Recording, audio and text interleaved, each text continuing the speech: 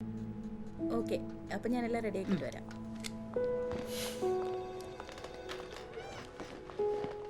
അതെ, എന്റെ കാര്യത്തിൽ തീരുമാനമൊന്നുമില്ല. എന്താ ഇപ്പൊ നിങ്ങളുടെ പ്രശ്നം? എന്റെ വിസയുടെ കാര്യം എന്തായെന്ന്? എംബസി പോയി ഇന്റർവ്യൂ അറ്റൻഡ് ചെയ്യാതെ വിസ എവിടെ നിന്ന് കിട്ടാനാ? അതിനു മുമ്പ് ഡൽഹി പോയി 2 മാസത്തെ കോഴ്സ് ചെയ്യണം. ഇത് പറയാൻ ഞാൻ ഒരു 50 തവണയെങ്കിലും വിളിച്ചിട്ടുണ്ട്, ഇല്ലേ? ആകെ എന്തായാലും ആട്ടെ. ഇപ്പം ഞാൻ എന്തായാലും ഡൽഹി പോകാൻ റെഡിയാ. ഇനി അടുത്ത പരിപാടി എന്നാന്ന് പറ. അങ്ങനെയാണെങ്കിൽ ആ സർട്ടിഫിക്കറ്റ് ഇതാ.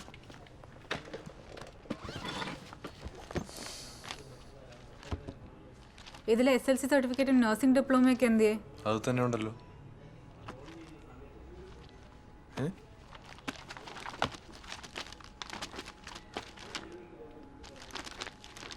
അതവിടെ പോയി? അതെന്നോടാണ് ചോദിക്കുന്നത്? നീ തന്നപോലെ തന്നെയാണ് ഇരിക്കുന്നേ. നീ ഇവിടെ വന്നിരിക്കുന്നത് വേറെ എന്താ ഉദ്ദേശിച്ചാ? എനിക്ക് ഇതിനൊന്നും സമയം. എന്റെ സർട്ടിഫിക്കറ്റിന്റെ കാര്യം തീരുമാനമാക്കിയിട്ട് പോയാൽ മതി. മിസ്റ്റർ, എന്നെ ഇങ്ങനെ എടിപൊടി എന്ന് വിളിക്കാനുള്ള അധികാരമൊന്നും നിങ്ങൾക്കില്ല. പിന്നെ നിങ്ങളൊരു കാര്യം മനസ്സിലാക്കണം, നിങ്ങളുടെ സർട്ടിഫിക്കറ്റ് ഞാൻ വേറെ ആരുടെയും കയ്യിൽ കൊടുത്തിട്ടല്ല പോയത്.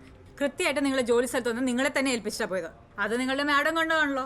ജിജി, നീ ഇത് തന്നേ പിന്നെ ഞാൻ ഈ സാധനം കൈകൊണ്ട് തൊട്ടിട്ടില്ലെന്ന്. ആ, അത് തന്നെയാ പ്രശ്നം. ഇനിയിപ്പോ ഞാൻ തന്നെ ചെയ്യാനാ? അവന് ഞാൻ എന്നാ ചെയ്യണോന്ന് പറ.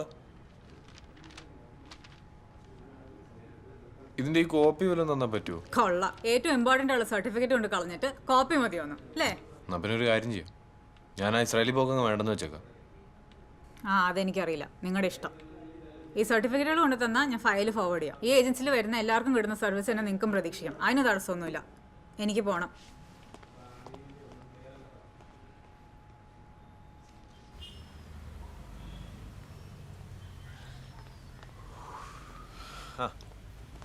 എടി ജിജി മോളെ, നെല്ല് ചോദിക്കട്ടെ.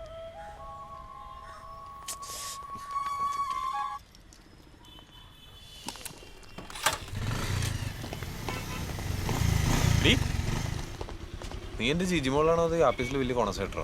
ഞാൻ പഴയ ജിജി തന്നെയാണ്, പക്ഷെ നീ പഴയ ബെല്ലാണെന്ന് എനിക്ക് നല്ല സംശയമുണ്ട്. എന്നാ നിന്റെ എല്ലാ സംശയവും മാറ്റിയിട്ടേ വിടുന്നുള്ളൂ. വാ കേറ്.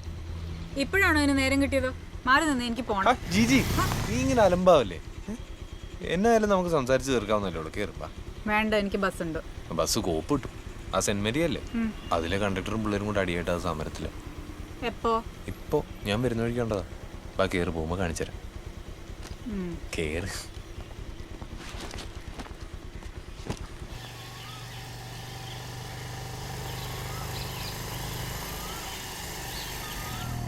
നീ എന്നാ തന്നെ ജിജി മോളെ എപ്പോഴും എന്നോട് ഇങ്ങനെ ഉടക്കുന്നേ? അത് ചോദിക്കാൻ പോലും നിനക്കിപ്പോ സമയമില്ലല്ലോ. ചോദിക്കാതെ പറഞ്ഞാൽ ബെല്ലിന്റെ ഇഷ്ടത്തിന് ജീവിക്കാനാണ് ഞാൻ തടസ്സം നിൽക്കുകയല്ല. എന്നുവെച്ചാ ഞാൻ ഒരു കാര്യം പറയട്ടെ, കുറച്ച് നാളെ ബെല്ലിന്റെ ഒരു ലോകത്താ. ആ ലോകത്ത് ഞാനില്ല, നിന്റെ വീട്ടുകാരില്ല, കൂട്ടുകാരില്ല, ഇസ്രയേലിലേക്കുള്ള പോക്കുമില്ല. പിന്നെ എന്നാ ഉള്ളേ? ആ, അത് നീ പറ. ജീവിക്കാൻ ആഗ്രഹമുള്ള ആൾക്കാർ ഇങ്ങനെയൊക്കെയാണോ ചെയ്യുന്നത്? നീ ചുമ്മാ കാണാവണ പറയല്ലേ ജിജി. നിന്നോടും കൂടി ചോദിച്ചിട്ടില്ല ഞാൻ ബംഗ്ലാവിൽ ജോലിക്ക് പോയെ.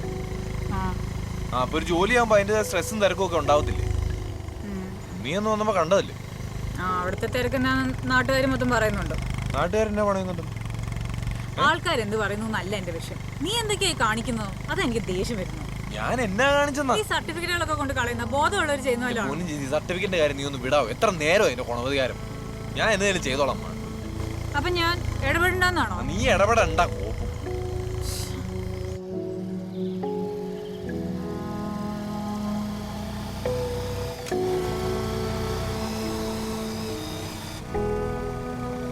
ഞാൻ ഒരു കാര്യം പറഞ്ഞാൽ നീ സമാധാനമായിട്ട് കേൾക്കുവോ?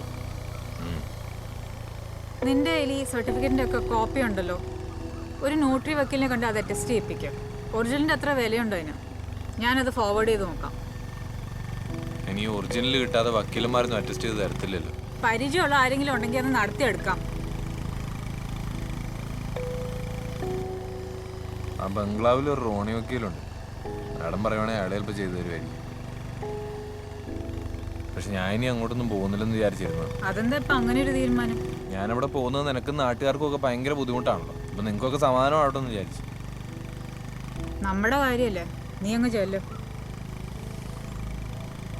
തിരിച്ചു വന്നിട്ട് കുറ്റം പറയാനായിരിക്കും. ഞാൻ കുറ്റം പറയുന്ന ഈ ആൾക്കാരെന്ത് പറയുന്നു നോക്കിയിട്ടല്ല, നിന്റെ ഈ ഉത്തരവാദിത്തത്തിൽ അത് നടപ്പ് കണ്ടിട്ടാ. അത് ഞാൻ ചാവുന്നവരെ പറയുകയും ചെയ്യും. എന്തായാലും നീ അവിടം വരെ ഒന്ന് പോ, അത് അറ്റസ്റ്റ് ചെയ്യിപ്പിക്കാം. ആ ബംഗ്ലാവ് കൊണ്ട് അങ്ങനെയെങ്കിലും ഒരു ഗുണം ഉണ്ടാവട്ടെ.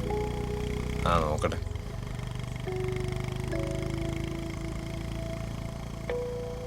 ഞാൻ വേറൊരു കാര്യം ചോദിച്ചോട്ടെ? എന്നാ? നിനക്കെന്നെ തീരെ വിശ്വാസമില്ലല്ലേ? വിശ്വാസം ഇല്ലെങ്കിൽ വണ്ടി കയറുവോ? പിന്നെ എന്നാ തന്നെ ഈ പലക പോലത്തെ ബാഗ് നമ്മളുടെ കുത്തി കയറ്റിയേക്കുന്നത്? മാറ്റി പോരെ. ആ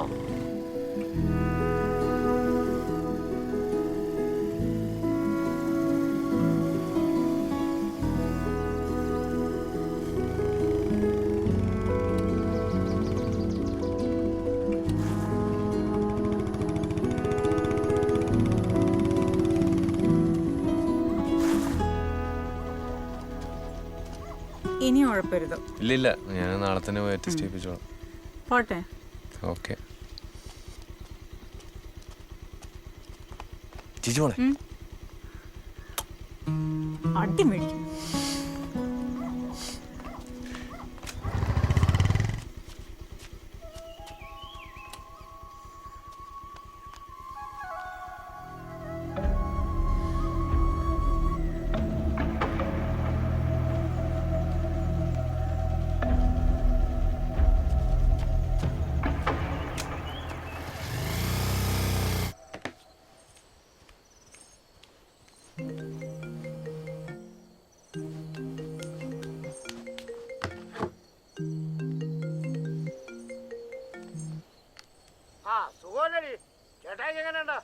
കുഴപ്പമില്ല എന്ന് പറഞ്ഞാൽ ഉടനെ എഴുന്നേറ്റ് നടക്കുവോ? ഇല്ല. പിന്നെ നീയൊക്കെ എന്നാ കാലത്തെ ചികിത്സയാണ് ചികിത്സിച്ചോണ്ടിരിക്കുന്നത്? പിന്നെ താമസമില്ലാതെ ചേട്ടായിനെ നീ തീർക്കുമല്ലേ? പിന്നെ നിന്റെ പേരിലേക്ക് സ്വത്തൊക്കെ മാറ്റി എഴുതിയ കാര്യം ഞാൻ അറിഞ്ഞായിരുന്നു. ഒന്ന് കഴിവേറ മോളെ, ആ സ്വത്ത് കൊണ്ട് സൂഹിക്കാനാ നിന്റെ പ്ലാനിങ്ങിലേ നടക്കേല, വെറുതെ. പിന്നെ ചേട്ടായി ചത്തു കഴിഞ്ഞാൽ അന്ന് തന്നെ വിട്ടുപോക്കോണം, നിന്റെ പഴയ ബിസിനസ് തുടങ്ങിക്കോണം. ആ പെങ്കൊച്ചിന് അവിടെ ഒരു പരീക്ഷയായി പോയി. അല്ലെ നേരത്തെ കാലത്തും വന്ന് ഞാനേ അതിനൊരു തീരുമാനം ഉണ്ടാക്കി തന്നെ കുരുത്തം കേട്ടവളെ. അല്ല അതൊക്കെ പോട്ടെ, എങ്ങനെയാണ് നീ ദിവസക്കൂലിയാണോ അതോ മാസക്കൂലിയാണോ? അല്ല ഇവിടുന്ന് വരുമ്പോഴേ അതിന് മുതലാക്കണ്ടേ? എന്നോട് ഒന്നും മിണ്ടാത്ത നിന്റെ വായ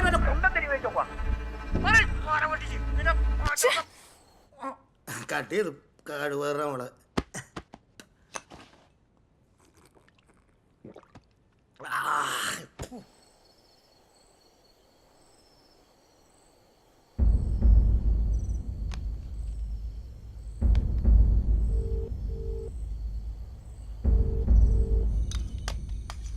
കട്ട്ലറി അടി സ്വർണം വെക്കണം എന്നൊക്കെ ആശാരി ചുമ്മാ പറയുന്നത്. ഒന്ന് പതുക്കെ പറയാടി, അപ്പുറത്ത് വെല്ലുമിച്ച കേട്ടാറുണ്ടല്ലോ.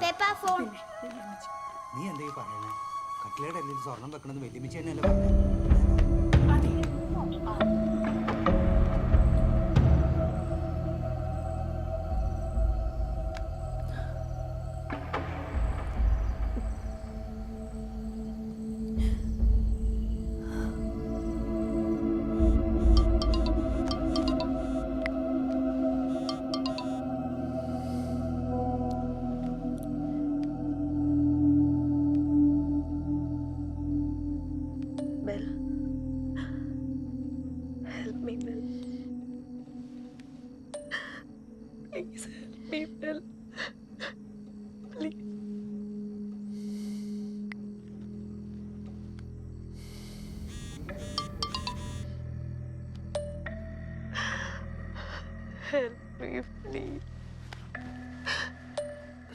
എനിക്ക് വേറെ ആരുമില്ല. ഞാൻ എന്തെങ്കിലും കടുങ്ക ചെയ്തു പോവും.